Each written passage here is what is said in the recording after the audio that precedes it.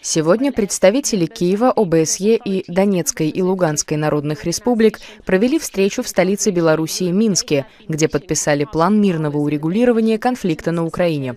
Соглашение подразумевает создание безопасного гуманитарного коридора для доставки помощи и прохода беженцев. В нем также говорится об обмене пленными и об осуществлении контроля над исполнением соглашения. Одно из требований, выдвинутых представителями ДНР, установить демилитаризованную зону в радиусе 50 километров от ее территорий.